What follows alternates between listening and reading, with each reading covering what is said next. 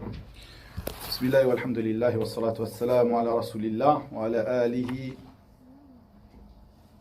wa sahbihi wa man ittaba'a huda. Amma ba'du, aujourd'hui le 14 du mois de Al-Muharram de l'année 1443 après la hijra de notre prophète Muhammad sallallahu alayhi wa sallam, nous entamons une assise sur les comportements des assises de sciences. Comme je l'ai évoqué précédemment, ce que je vais donner pendant ce cours est un résumé de ce que j'avais écrit en commentaire à la partie de fin du livre de Nuzhat al-Nadar, le sharh de Nukhbat al-Fikr de Al-Hafidh Ibn Hajar, rahimahullah ta'ala. J'avais écrit ce commentaire il y a maintenant 5 ans. Comme j'ai marqué sur la date à la fin du commentaire, c'était un commentaire que j'avais fait lors des assises d'études de ce livre avec notre cheikh Abu Abdel A'la, Khalid Uthman, Hafidahullah, au Caire. J'avais écrit ce commentaire et je l'avais soumis à notre cheikh, qui lui l'avait apprécié et l'avait redonné pendant son cours, pendant son explication de cette partie, tout en rajoutant, en diminuant et en expliquant. Et j'avais écrit cela en commentaire donc à cette partie qui est une partie de la fin du livre traitant des comportements de al-sheikh et de l'étudiant. Al-sheikh ici, c'est l'enseignant, de même que celui qui donne des assises de tahdith, c'est-à-dire celui qui rapporte des ahadith. Et al-sheikh ici, ce n'est pas forcément al-alim, le savant. Et ce mot-là, le mot sheikh, est bien souvent mal compris, en particulier par le public francophone. J'avais fait une assise, à la base c'était une partie d'un cours, qui est devenu en soi-même un cours d'une 40aine de minutes sur l'explication du sens du mot al-sheikh. Vous retrouverez normalement le cours, les frères l'ont mis sur le site Ahl al-Dhikr, comme sur la chaîne Telegram. Et j'avais rapporté les paroles des gens de science sur ce mot-là, al-sheikh, les paroles des gens de science, des savants dans la langue arabe, des savants dans le hadith et autres. J'avais bien expliqué, détaillé, afin que ce mot soit bien compris, car c'est souvent mal compris par le public francophone, et malheureusement, peu de gens expliquent ce mot. Plutôt, ils mettent en avant une explication du mot sheikh qui va les valoriser eux-mêmes, et ceci est de la trahison envers le public francophone. Donc revenez à cette assise. Dans le résumé, le mot sheikh ne veut pas dire al-alim, le savant, de même que ce n'est pas un appel, lorsque j'explique ce mot al-sheikh, ce n'est pas un appel à appeler n'importe lequel des enseignants, celui qui vient donner un cours ou celui qui vient faire la khutbah, de l'appeler par cette appellation al-sheikh. Donc chaque pays et chaque place et chaque moment a sa manière d'utiliser le mot sheikh ou à ce moment propice d'utiliser le mot sheikh. Revenez à cette assise. Donc j'avais écrit ce commentaire de la fin du livre de Al-Hafidh Ibn Hajar pour le cours, pour aider notre cheikh dans son explication et aussi en conseil à mes frères parmi les étudiants en sciences. Ici, ce que l'on va retirer de cette assise comme bénéfice, le fait d'apprendre déjà ces comportements, les comportements de l'enseignant, comme les comportements de l'étudiant, comme les comportements à avoir lors des assises de sciences. Et le comportement à avoir envers ces assises de sciences, c'est-à-dire envers son enseignant, envers ses compagnons qui étudient avec toi, envers l'endroit dans lequel tu étudies. Et même si l'un d'entre nous se dit qu'il n'est pas un étudiant en sciences, comme je l'ai évoqué précédemment, le fait que l'on vienne ici à la mosquée assister à ces cours de manière assidue, ceci sans aucun doute est une étude de la science. Ceci fait partie de talabul ilm. Et en particulier ce cours du dimanche, comme on l'a dit avant de commencer, où nous étudions l'aqida, as-salafiyya, as-sahiha et al-manhaj as-sahih, la voie des pieux prédécesseurs as-salafus salih, radouanallahi alayhim. Sans aucun doute, ça fait partie de l'apprentissage de la science obligatoire à tout à chacun. Comme l'a dit le prophète sallallahu alayhi wa sallam, talabul ilmi faridah ala kulli muslim.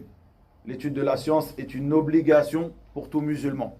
Et comme le dit Al-Fudayl ibn Iyad, radiyallahu anhu, wa rahimahullah, parmi as-salaf, il dit kullu amalin kana alayka fard, fata'allumuhu alayka fard. Toute œuvre qui est une obligation pour toi, apprendre cette œuvre-là est une obligation pour toi. Toute chose qui était obligatoire de pratiquer dans ta religion ou de connaître, eh bien, son apprentissage est une obligation. Donc, sans aucun doute, connaître la voie sur laquelle était notre prophète Mohammed sallallahu alayhi wa sallam, ses compagnons et ceux qui l'ont suivi dans le bien, est une obligation à tout à chacun.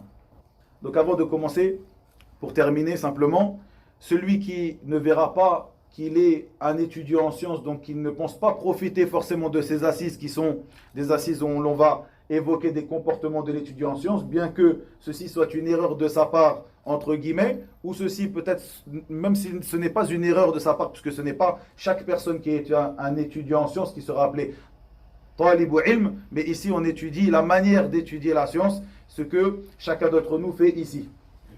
Mais si une personne ne voit pas qu'elle profitera de cela en tant qu'étudiant en sciences, Talibu ilm, comme on peut le dire de cette manière-là, au moins ces assises-là permettront de distinguer quels sont ces comportements qui doivent se retrouver chez l'étudiant en sciences, le vrai étudiant en sciences.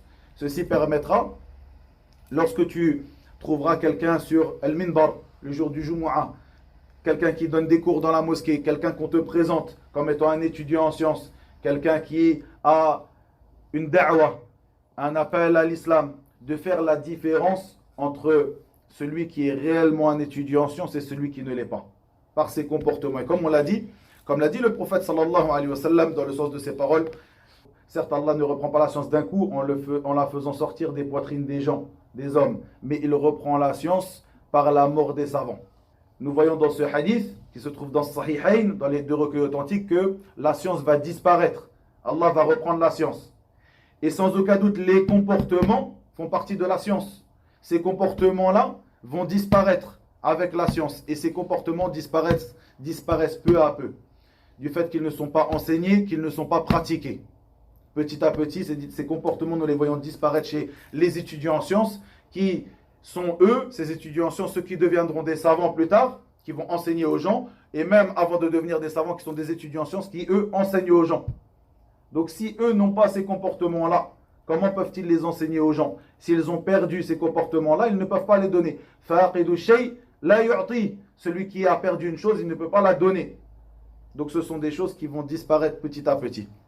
Donc ici, Al-Hafid ibn Hajar, rahimahullah, ibn Hajar al-Asqalani, rahimahullah, qui est celui qui a écrit ce livre, donc Nukhbat al-Fikr, qu'il a expliqué dans un livre qui s'appelle Nuzhat al-Nadhar, qui est la partie du livre, ou qui est le livre dans lequel j'ai pris cette partie que j'ai expliquée ici, est mort en 852, après la hijra du prophète sallallahu alayhi wa sallam. 852, après la hijra du prophète sallallahu alayhi wa sallam. J'ai déjà expliqué dans des cours précédents l'importance de connaître at-tarikh, c'est-à-dire l'histoire. Comme le disait Sufyan al-Thawri, rahimahullah, إذا استعمل الرواة الكذب استعملنا عليهم التاريخ. Lorsque les rapporteurs du hadith ont utilisé le mensonge, nous avons utilisé contre eux at-tarikh, l'histoire.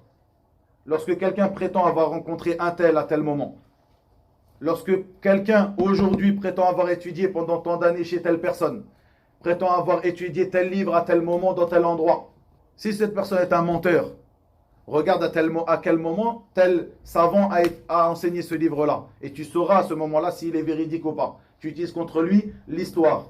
Comme ils utilisaient as-salaf, ridwanullahi alayhim, pour sortir le vrai du faux chez les rapporteurs du hadith.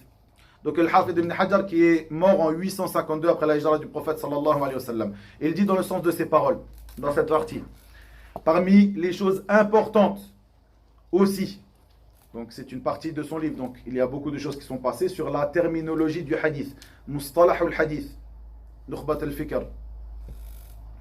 Il dit, parmi les choses importantes aussi, la connaissance des comportements du cheikh et de l'étudiant. Ici, le cheikh, comme je l'ai dit, ce n'est pas le savant forcément, ça peut être, et ici c'est ce qui est utilisé dans la terminologie des gens du hadith, celui qui s'assoit pour donner des ahadiths, pour rapporter des ahadiths. Il est possible que cette personne, et on le voit, beaucoup de rapporteurs de ahadith, lorsque tu étudies cette science, beaucoup de rapporteurs de ahadith qui ne sont pas des savants. Ce ne sont pas des gens qui sont savants, érudits dans l'ensemble de la religion. Ce sont des gens qui ont, pour beaucoup d'entre eux qui sont des savants, il y en a certains d'entre eux qui n'en sont pas, qui ont une bonne mémorisation, qui ont écouté et entendu des hadiths lorsqu'ils venaient, parfois depuis qu'ils sont tout petits, dans des assises de sciences, d'autres savants, d'autres rapporteurs de hadiths qui ont entendu, qui ont mémorisé, qui les connaissent par cœur avec la chaîne de transmission. Et lorsque les savants après eux ont eu besoin d'écouter chez eux le hadith, de rapporter le hadith du prophète sallallahu alayhi wa sallam, ils venaient s'asseoir auprès d'eux pour entendre d'eux ce hadith. Parfois ils venaient chez le fils d'un tel parmi les savants, et ce fils-là n'était pas un savant.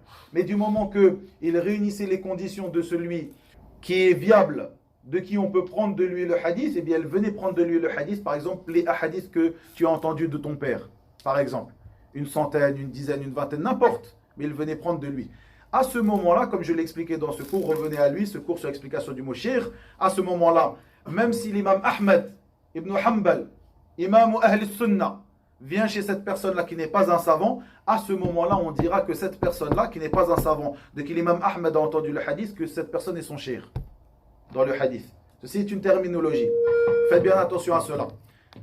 Et ce n'est en aucun cas un appel à appeler celui qui vous enseigne, celui qui monte sur le minbar le jour du Jumu'ah, celui avec qui vous révisez la science, à l'appeler al-shir.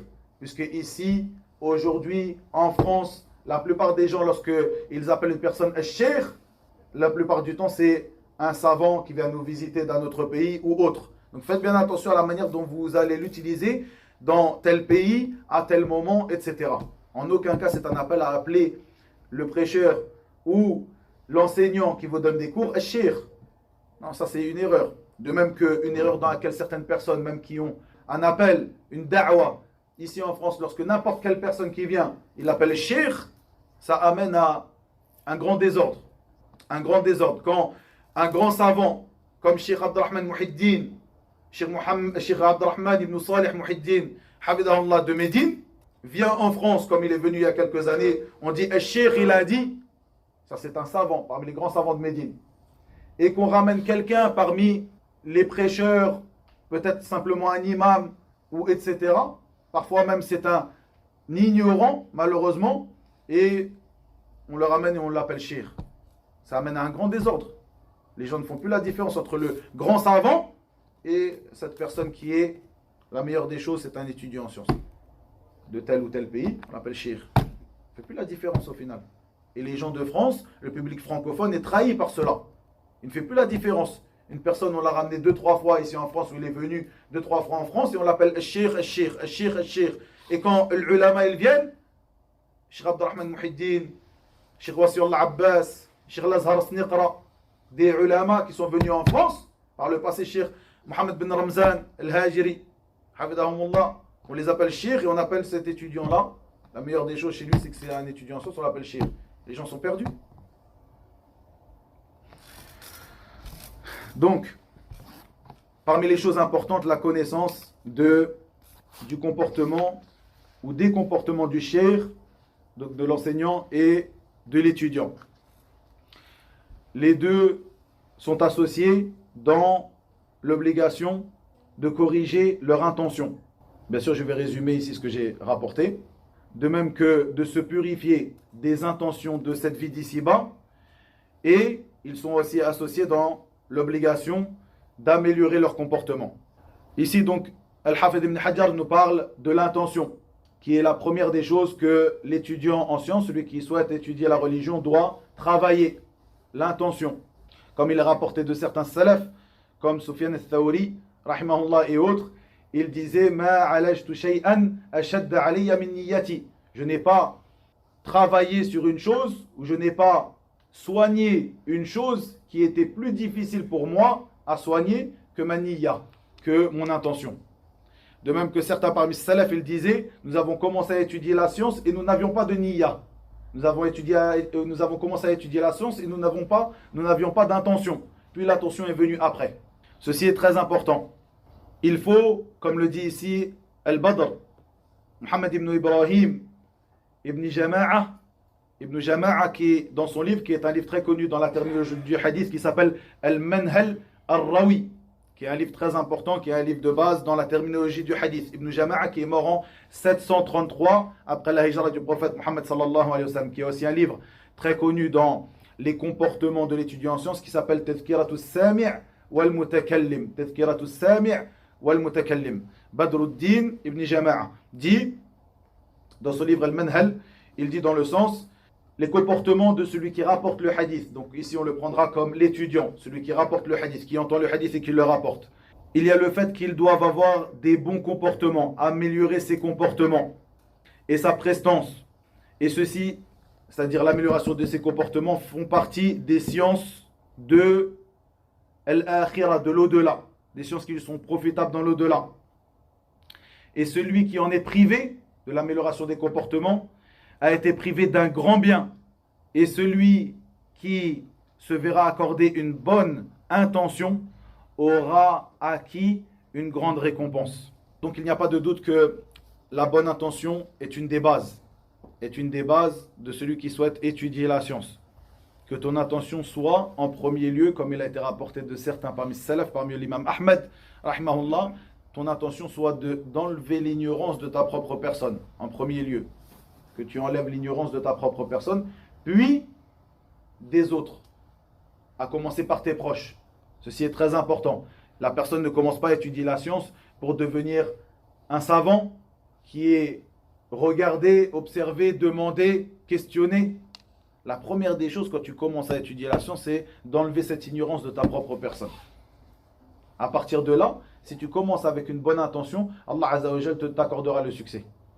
Et il faut savoir que ce n'est pas qu'une personne commence à emprunter ce chemin qu'il terminera savant ou qu'il terminera étudiant en sciences pointé du doigt. Combien parmi as-salaf ridwanullahi alayhim rapportent qu'à la base, au début de leur étude de la science, ils étaient 5000 dans l'assise. Aux assises de Shu'ba, Ibn al-Hajjaj, Abu Bistam, rahimahullah, parmi les grands savants de Salaf, ridwanullahi alayhim, ils étaient 5000 à la base, et à la fin des années après, ils étaient 5 à être restés comme étant des étudiants en sciences.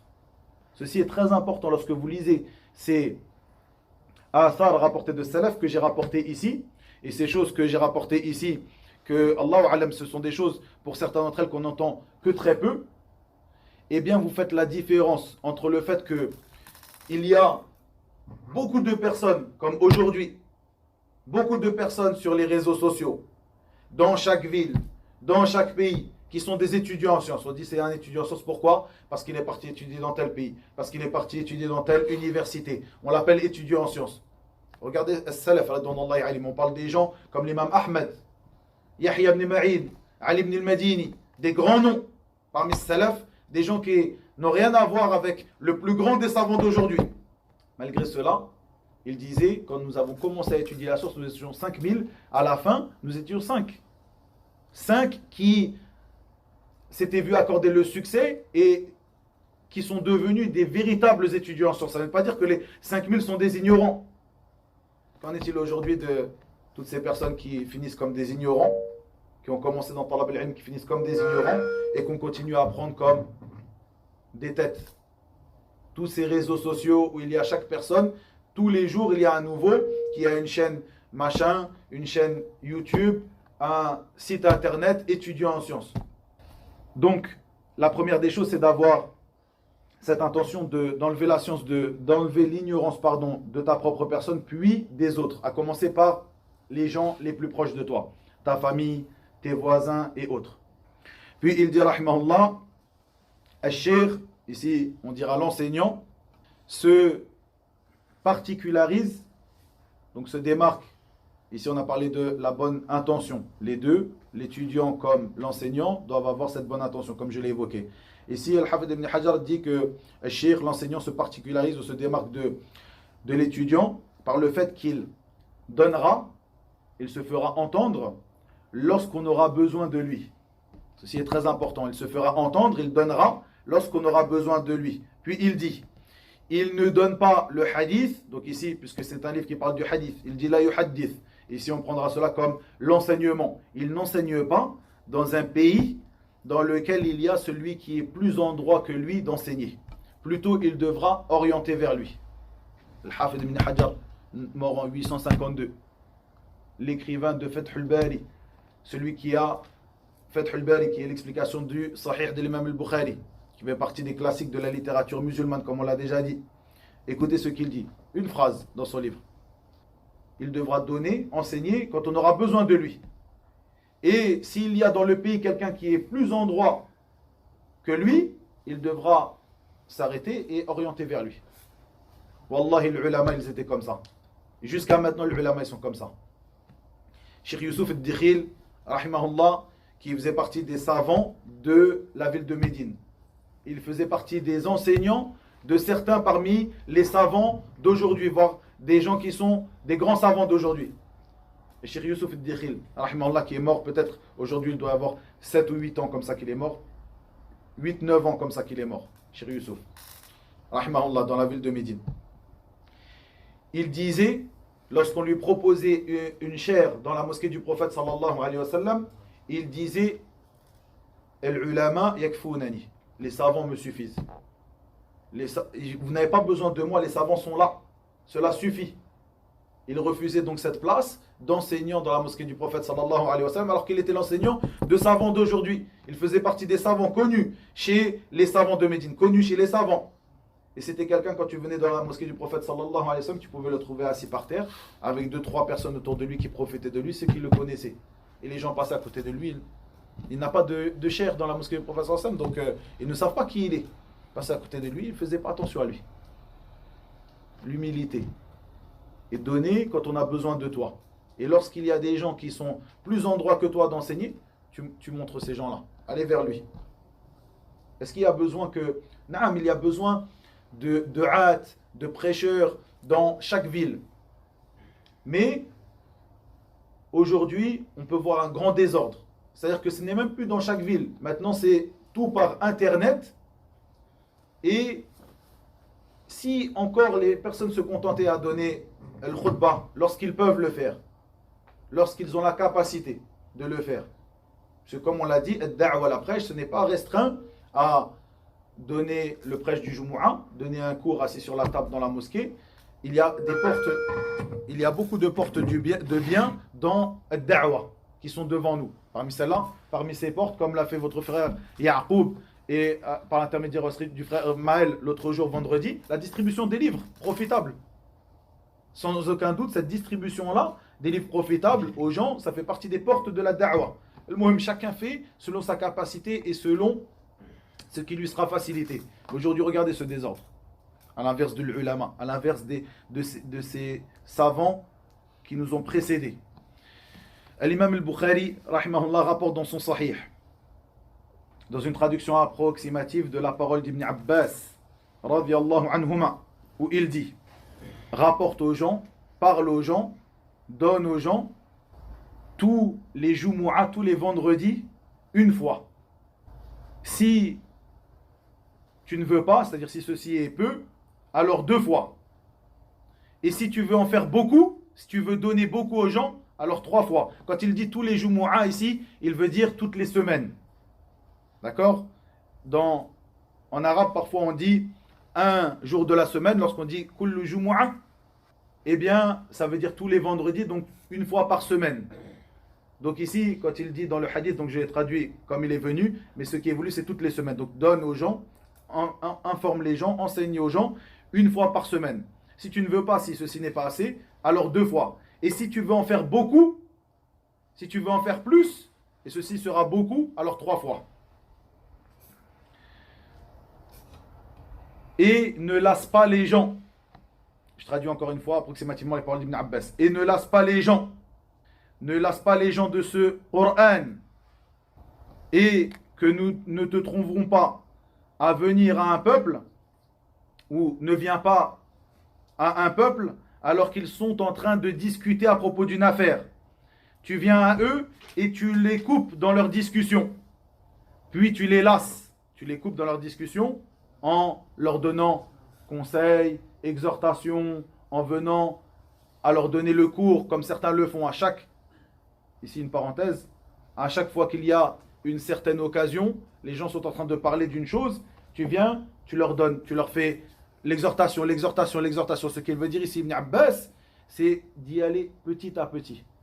Comme il est rapporté d'Abdallah ibn Mas'ud, radiyallahu anhu, où il dit كان رسول الله صلى الله عليه وسلم يتخولنا بالموعظة. C'est-à-dire dans le sens de ces paroles qu'il nous donnait l'exhortation de temps à autre. Ce n'était pas tout le temps. 1 heure pour chaque chose. Puis il dit, donc tu ne viens pas à un peuple alors qu'ils sont dans un discours et tu coupes leur discours. Puis il dit, mais plutôt écoute-les. Et lorsqu'ils t'ordonnent, lorsqu'ils te demandent de leur donner, de leur parler, à ce moment-là, ils voudront que tu leur donnes cette science, ils voudront que tu leur parles. Regarde ce que tu peux faire et donne-leur. Jusqu'à la fin du hadith, de ce qui est rapporté d'Ibn Abbas, radiyallahu anhuma, dans le sens de ces paroles, le sens approximatif de ces paroles. Donc ici, ce qui est voulu dans ce hadith qui est rapporté dans le hadith de l'imam al-Bukhari, ce conseil que tu ne viens pas à chaque fois qu'on te voit, exhortation, exhortation, des cours tout le temps, des cours après chaque prière. Les gens, tu leur donnes 1 heure, une fois de temps en temps. Et ce n'est pas connu chez nos savants, des cours tous les jours sans arrêt. Des cours tous les jours sans arrêt. Il y a au moins quelques jours où tu vas te reposer. Et chacun en fonction, ici on parle des savants, en plus. Des gens qui ont quelque chose à donner tous les jours. Comme on a parlé il y a 2 semaines, zakatul ilm. Le fait qu'une fois que tu as réuni une certaine science, que tu as atteint un nisab, le seuil de la zaka sur ta science, à ce moment-là, tu dois donner zaka. Qu'est-ce qu'il en est de ceux qui n'ont jamais atteint le seuil? Tu ne donnes pas. Al-Hafidh ibn Hajar dans Al-Fath, Fath al-Bari, il dit dans l'explication de ce athar de Ibn Abbas, il dit il y a dans ce athar le fait qu'il est détestable de parler aux gens, de leur donner, lorsque ces derniers ne demandent pas, ne viennent pas vers toi. Et il y a aussi l'interdiction de couper, leur discussion, et il y a aussi le fait qu'il n'est pas bon de répandre la science, de donner la science à celui qui ne la désire pas, qui ne la demande pas. Mais plutôt, on donne la science à celui qui désire l'écouter. Car cette personne sera plus à même de l'apprendre et d'en profiter. Nous voyons dans ce hadith, qui se trouve aussi dans le Sahih de l'imam al-Bukhari, ce hadith qui est appelé communément hadithu al-Musi fi salatihi. Al-Musi fi salatihi. Donc celui qui ne faisait pas bien sa prière. Ce dernier qui est rentré dans la mosquée du prophète sallallahu alayhi wa sallam, qui a prié, puis est venu voir le prophète sallallahu alayhi wa sallam et lui a dit assalamu alayka. Le prophète sallallahu alayhi wa sallam de lui dire wa alayka irji' fa salli fa innaka lam tusalli. Il lui rendit son salam et il lui dit, dans le sens de ses paroles sallallahu alayhi wa sallam, reviens et prie car tu n'as pas prié. Il a fait cela 3 fois, puis à la 3e, il a dit au prophète sallallahu alayhi wa sallam, informe-moi car je ne sais pas faire mieux que cette prière. Et à ce moment-là, lorsqu'il lui a demandé de l'informer, le prophète sallallahu alayhi wa sallam lui a donné. Est-ce que le prophète sallallahu alayhi wa sallam va cacher la science? Ces 3 fois lorsqu'il est venu le voir et il lui a dit assalamu alayka wa alayka irji' fa salli fa innaka lam tusalli, reviens et prie car tu n'as pas prié. Le prophète sallallahu alayhi wa sallam va cacher la science? Plutôt il l'a donné au moment où la personne voulait cette science, demandait cette science. Ceci est important pour chacun d'entre nous. Tu ne viens pas à chaque fois dans ta famille, tes proches, lorsque tu vois quelque chose de répréhensible et que tu as la possibilité, que tu as cette autorité sur eux, tu réprouves cette chose-là. Comme vous le savez, par le cœur, par la langue ou par les actes. Mais ce n'est pas à chaque fois que tu vois quelqu'un, tu lui donnes. Tu lui fais le conseil, tu lui fais le conseil, tu lui fais le conseil. Parce que tu dis c'est le conseil. Ad-din an-nasiha. La religion c'est le conseil, mais il faut savoir le faire ce conseil-là. On ne peut pas prendre un hadith et l'appliquer dans toutes les situations et délaisser tous ces autres hadiths et la manière qu'avait de faire as-salaf radhiyallahu alayhim, comme il est rapporté ici par Ibn Abbas. Ibn Jama' a dit dans Al-Manhal Ar-Rawi, encore une fois, rahimahullah, dans le sens. Il dit il ne faut pas qu'une personne donne, enseigne, en présence de celui qui est plus en droit que lui, de par son âge ou sa science ou autre que cela. Et il a été dit qu'une personne ne rapporte pas n'enseigne pas dans un pays dans lequel il y a quelqu'un qui est plus en droit que lui. Lorsqu'on lui demande ce qu'il sait, ce qu'il a comme science, lorsqu'on lui demande ce qu'il sait comme science qui se trouve, que lui-même sait que cette science se trouve auprès de cette personne qui est plus en droit que lui, il doit indiquer cette personne, aller vers lui, aller prendre chez lui. Car la religion, c'est le conseil. Regardez, la religion, c'est le conseil. Ad-din an-nasiha. De même que, ici s'arrête la parole d'Ibn Jama'a, résumé, de même que il est important, il est même impératif de demander la science auprès de Al-Akabir, les grands. Mais qu'est-ce qu'elle veut dire ce mot, cette phrase? Qu'est-ce que ça veut dire, les grands, Al-Akabir, Al-Kibar?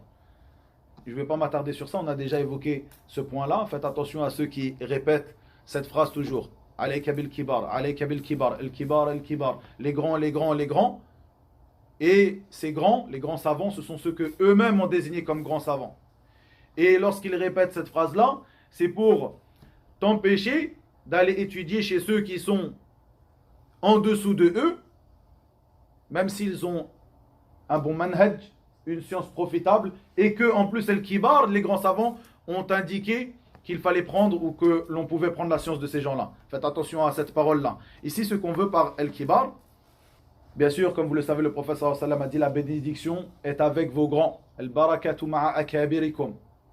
Et le prophète sallallahu alayhi wa sallam aussi a dit dans un autre hadith qui est authentique, l'heure ne se lèvera pas jusqu'à ce que la science soit demandée auprès de l'asarir, des petits. Jusqu'à ce que la science soit demandée auprès des petits.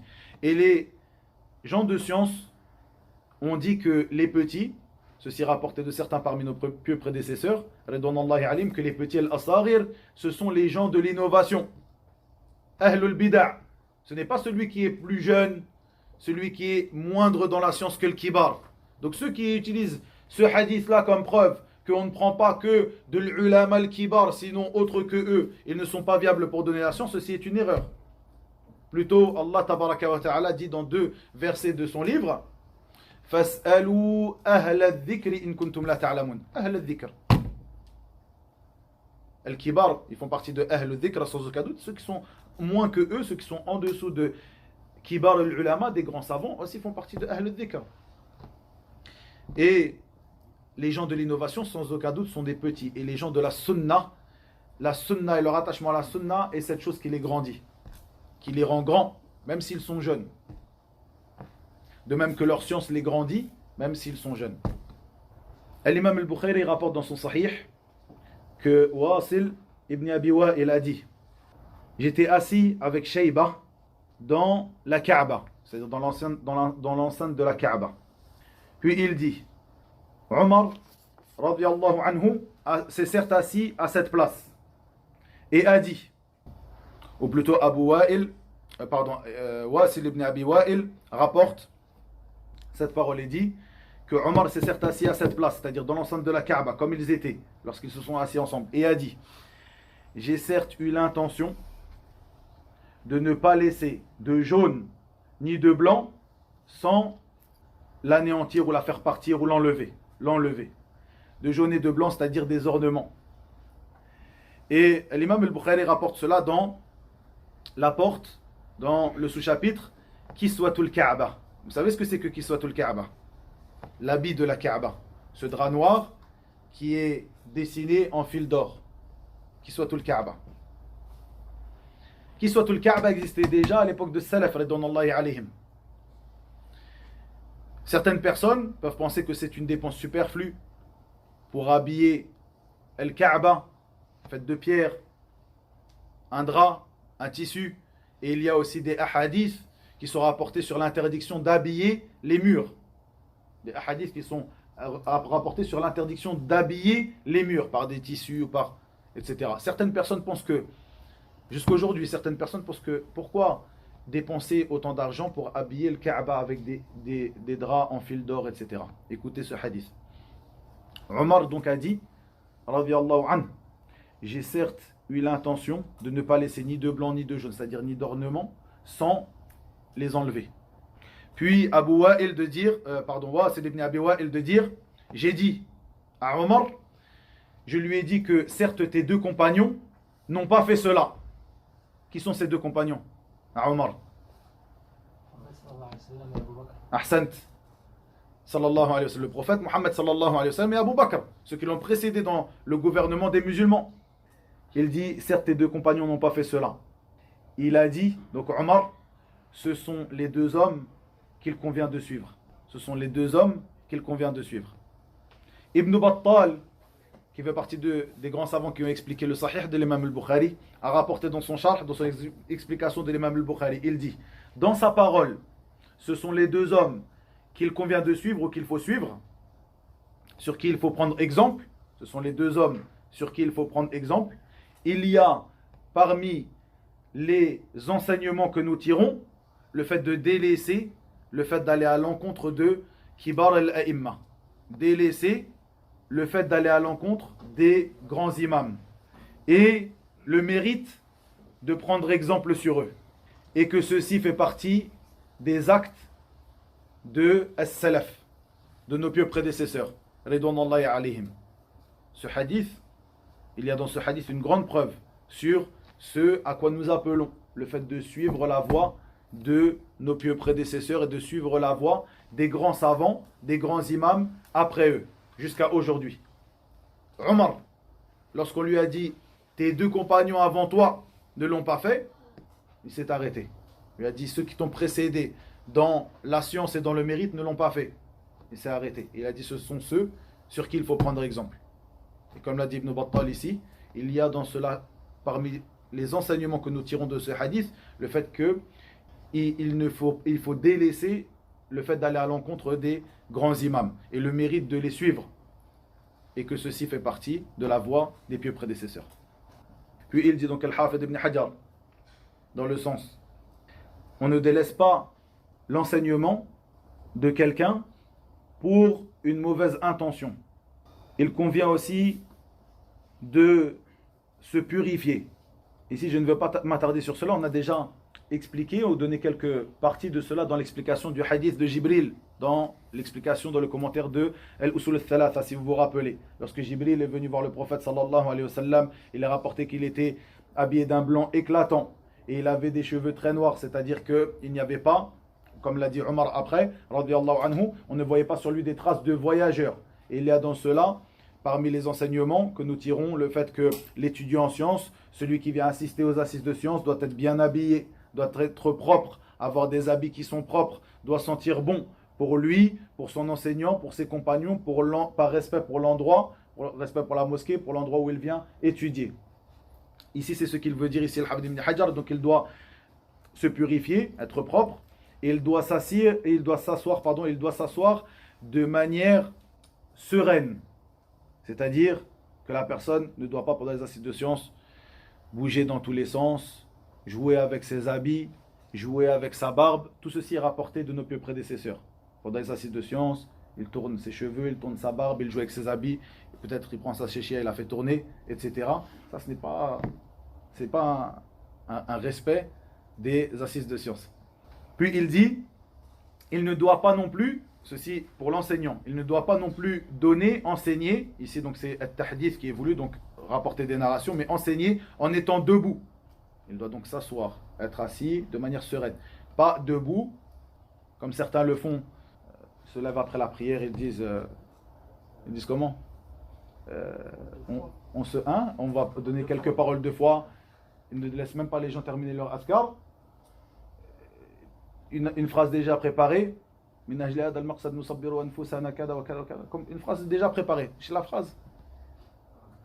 Jama'at tablir, quand ils se lèvent après la prière, ils disent pour cela, nous allons donner, mes frères, après la prière, restez un petit peu, on va avoir des paroles de foi. Et pour cela, comme ils ont l'habitude de dire, après ils donnent debout comme ça, en bougeant les mains dans tous les sens, à l'inverse de ce sur quoi étaient nos pieux prédécesseurs, de manière sereine, assise, quand tu veux donner quelque chose à quelqu'un. Puis il dit, ni en étant pressé, tu ne donnes pas en étant debout, ni en étant pressé, ni en étant sur le chemin, c'est-à-dire en marchant, sauf si tu es obligé de faire cela. Ceci sont des comportements pour l'enseignant. Ici, si aucun d'entre nous n'est enseignant, de quoi on profite de lire cela ensemble? Hein? Aucun d'entre nous n'est enseignant. Pourquoi est-ce qu'on lit ça ici?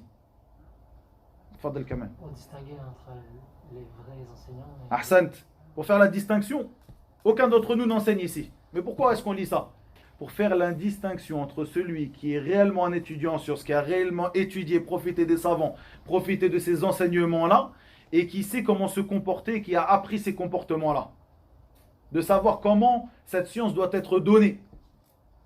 De faire la distinction entre tous ces gens-là qui, peut-être sans le savoir, j'en suis persuadé que beaucoup d'entre eux ont une bonne intention. Ils ne savent pas qu'ils sont en train de trahir, entre guillemets, les musulmans. Quand tu n'as pas de science ou tu n'as pas assez de science, tu n'as pas atteint le seuil pour donner ta zakat sur ta science, tu n'as pas à donner. C'est une trahison aux musulmans de donner quelque chose qui n'est pas complet. C'est vrai.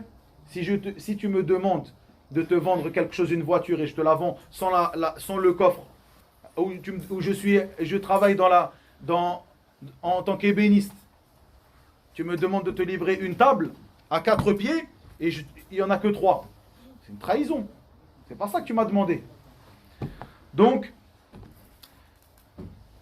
ici, par rapport à cette parole, Ibn Jama' a dit dans Al-Manhal al-Rawi, dans le sens, lorsque la personne veut assister à ces assises de science, il doit se purifier. Il doit mettre du parfum, sentir bon, comme je l'ai dit, pour lui, pour son enseignant, pour ses compagnons qui sont assis proches de lui.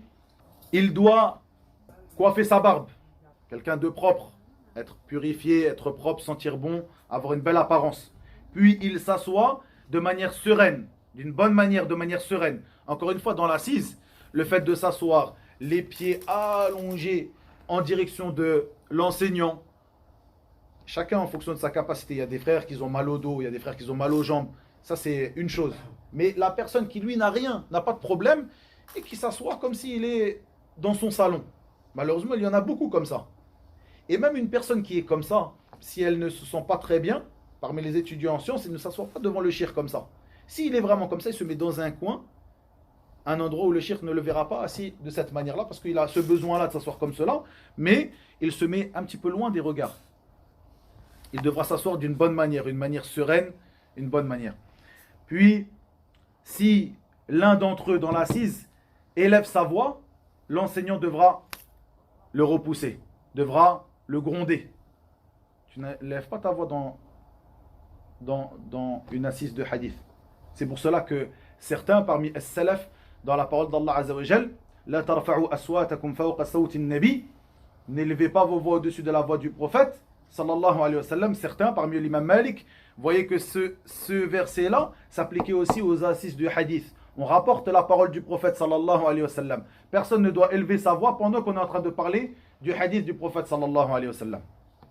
Donc dans les assises de science, il n'est pas bon, ça ne fait pas partie du comportement d'élever sa voix, de parler aussi sans autorisation. On lève la main, on demande en fonction de ce que l'enseignant désire. On va s'arrêter là, Inch'Allah. Puis il dit, l'imam Malik ibn Anas al-Asbahi, rahimahullah, détestait le fait de narrer, de rapporter le hadith, donc d'enseigner ici, sur le chemin, en étant en train de marcher. De même qu'en étant debout, de même qu'en étant pressé. Plutôt, il se dirigeait vers ceux qui assistaient à ces assises, l'ensemble d'entre eux. Pareil, l'enseignant ne s'assied pas comme cela pour donner cours. Il s'assied en face de ceux à qui il donne le hadith, le cours. Comme je l'ai évoqué précédemment aussi, le fait de les regarder un par un dans les yeux. Ceci n'est pas un bon comportement de l'enseignant. L'enseignant regarde devant lui. S'il en regarde un de temps en temps, il n'y a pas de mal, mais il regarde devant lui. Comme pour le khutbah de Jumu'ah. Le prophète sallallahu alayhi wa sallam n'avait pas l'habitude de se tourner comme cela. Plutôt ce sont ceux qui assistent qui se tournent vers lui. Lui, il est l'orateur. Celui qui monte sur la chaire, sur le minbar le vendredi, il est l'orateur. Ce sont les gens qui se tournent vers lui, pas lui qui se tourne vers les gens. Et il ne les regarde pas, ni il regarde en l'air. Il regarde devant lui. Et si son regard tombe sur l'un d'entre eux, il n'y a pas de mal. Mais il ne regarde pas l'un d'entre eux pour pas, justement, que chacun d'entre eux pense que la parole est tournée vers lui. Je vais terminer ici, sur cette partie-là. Excusez-moi.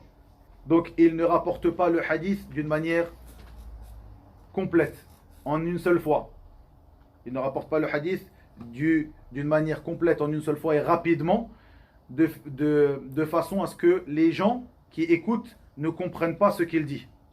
Il commence son assise par la louange à Allah tabaraka wa ta'ala et la prière sur le prophète sallallahu alayhi wa sallam, de même que ad-du'a, l'invocation qui conviendra à ce moment-là, de même qu'il termine son assise de la même manière. Ici juste un point pour terminer et on s'arrêtera ici. Ceci, le fait que si l'enseignant, comme il l'a dit ici Ibn Jama'a, comme il l'a dit ici Al-Hafid Ibn Hajar, donc l'enseignant ne devra pas donner son cours ou donner un enseignement, etc.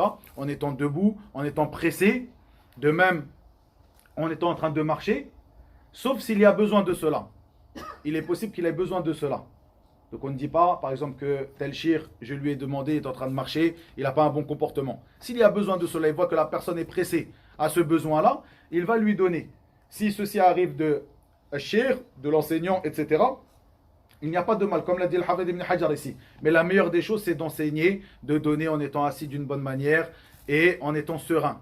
Mais si le shir en vient à donner, c'est parce que la personne, le demandeur, lui a demandé dans cet état-là.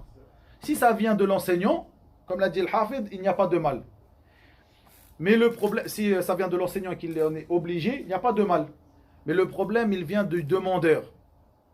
Donc ici, il y a aussi, dans cette partie-là, un point sur lequel nous devons porter notre attention, c'est la manière que tu as de demander. Tu ne viens pas voir les gens au moment où ils sont en train, et on revient encore à la première parole, ils sont en train de discuter, tu coupes la parole et tu dis, qu'en est-il de ça? Qu'en est-il de cela? La personne est pressée, il est en train de marcher, il doit aller dans tel endroit. Et tu viens, tu lui demandes. Et le fait de faire cela, si le savant ou l'enseignant répond, d'une certaine manière un peu pressé, lui il a répondu avec ce qu'il fallait. Mais si toi, tu n'as pas compris la réponse à cause du fait qu'il a répondu en étant pressé, tu ne peux t'en prendre qu'à toi-même, parce que tu n'es pas venu au bon endroit. Et ceci, on peut revenir au fait que beaucoup de gens, parmi nos frères et sœurs malheureusement, prennent des fatawa qu'ils trouvent sur internet, où la question a été posée à la fin d'un cours, où ce n'est pas forcément le moment de poser une question aussi importante qui devra être détaillée, et prennent la réponse générale qui est donnée par le shir, où il était un petit peu pressé puisque le cours est terminé. La plupart des questions qui sont posées pendant un cours, ce sont des questions qui sont en rapport avec le cours. On ne vient pas avec une question, comme je l'ai dit précédemment, la différence entre la réponse du shir à la fin du cours et la réponse qui sera donnée par exemple par l'Assemblée des grands savants, ou Dar al-Ifta, lorsqu'on leur écrit un mail, lorsqu'on leur écrit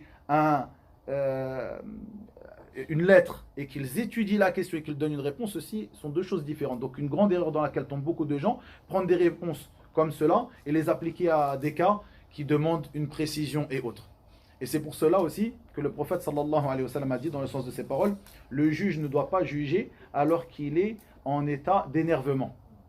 La yaqdiyanna al-qadi wa huwa ghadban. Le juge ne doit pas juger en état d'énervement. De même, comme le disent le fuqaha, lorsqu'il est pressé, a'azzakumullah, qu'il doit aller aux toilettes, lorsqu'il a faim, il doit aller manger. Une personne s'arrête, Cheikh, j'ai une question, un tel, une question, donne-moi ça, donne-moi ça. C'est pour cela, il y a dans cela bien sûr la manière dont doit se comporter l'enseignant, mais aussi un point très important pour celui qui demande, celui qui vient chercher la science, celui qui demande des questions. Il faut que tu regardes bien l'état de la personne. Tu appelles à 6 heures du matin pour poser une question, tu appelles à 2 heures du matin pour poser une question. Quelle va être la réponse? C'est tout à fait normal, donc tu dois faire attention à toutes ces choses-là. Wa ilahuna wa billahi tawfiq. Wa sallallahu wa sallam wa baraka ala nabiyyina Muhammad. Walhamdulillahi rabbil alamin.